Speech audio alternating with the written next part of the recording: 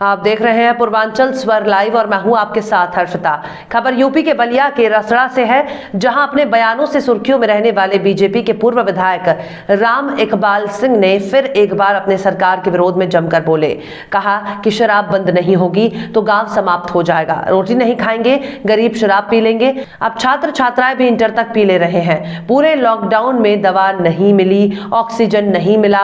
जिला अस्पताल बलिया में ना न्यूरो सर्जन है, ना हार्ट सर्जन है, न लॉजी का डॉक्टर है, लेकिन शराब की दुकान गली गली है। बिहार का कानून व्यवस्था यूपी से बहुत अच्छा है। यहाँ तो लोग थाने में मार दिए जा रहे हैं, बलात्कार का मुकदमा दर्ज नहीं हो रहा है। नौकरी के नाम पर मंत्रियों और आईएएस अफसर के रिश्तेदारों के एनजीओ के माध्यम से नियुक्ति करने का अधिकार दे दिया गया है। यहाँ नियुक्तियां एनजीओ करती है। 5-5 लाख रुपए लेकर युवाओं से धोखा देने का काम किया जा रहा है। मेरे को समझ में नहीं है कि इन लोगों की समझदारी कितनी है। मैं कोई ऐसी बात नहीं कहा कि कोई मनगढ़ंत बात हो। मैंने यही बात बरसों से, जब मैं एमएलए था तब से इस संघर्ष को लड़ता हूँ कि शराब बंद नहीं होगा तो गांव समाप्त हो जाएगा। रोटी नहीं खाएंगे, गरीब शराब पी लेते हैं। अब तो छात्र भी इंटर तक पी ले रहा है और टेक्निकल संस्थाओं में लड़कियां भी 15-20% वाइन सेवन कर रही हैं।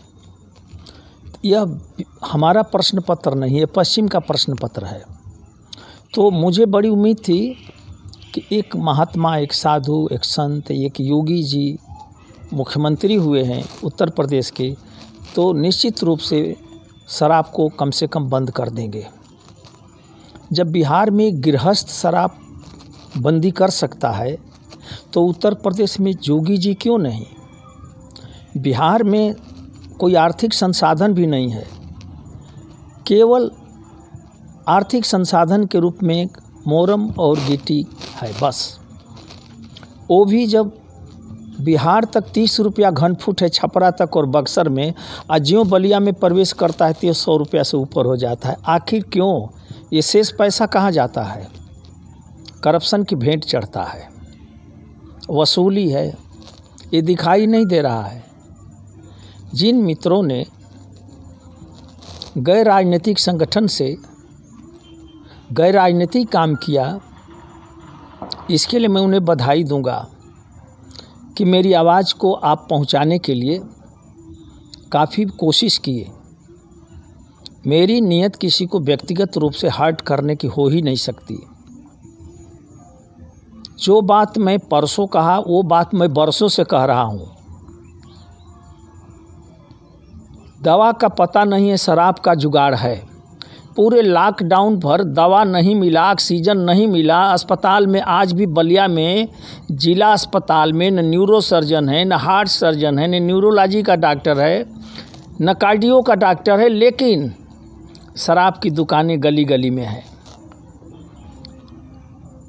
लॉकडाउन भर मंदिर तक बंद रहे लेकिन शराब बिके। 2200 अतिरिक्त दुकानें इस साल खोल दी गई हैं। 32,000 करोड़ रुपया का शराब बिका है। आखिर पिया कौन? गरीब लोग पिए। ये गरीब लोगों को उजाड़ने की व्यवस्था है। अगर वो नशेड़ी हो जाएंगे, बीमार हो जाएंगे, उनका पूरा खानदान नशेड़ी हो जाएगा।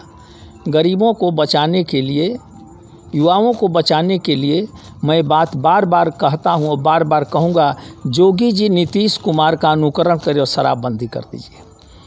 इतने सीमित संसाधन में बिहार की कानून व्यवस्था यूपी से बहुत अच्छी है। यहाँ तो लोग थाने में मार दिए जा रहे हैं, बलात्कार के मुकदमे नहीं दर्ज हो रहे हैं। बिहार में जो जंगल राज कभी था, आज बिहार अच्छा है। सड़कें गांव की भी 7 मीटर से 14 मीटर चौड़ी कनेक्टिविटी पर हैं और सारे गांव जुड़ चुके हैं पक्के मार्ग से। बिजली लगभग 24 घंटा ग्रामीण अंचल में है। एजुकेशन में बिहार अच्छा परफॉर्म कर रहा है। अब हमारे तरफ के लड़के भी पटना कोचिंग में जा रहे हैं, अब कोटा नहीं जा रहे हैं। क्यों? हिंदुस्तान में सबसे ज़्यादा आईएएस आईपीएस बिहार के लड़के हो रहे हैं, दिल्ली जाकर तैयारी कर रहे हैं। क्यों? क्या हमें नहीं कोशिश करनी चाहिए? नौकरी के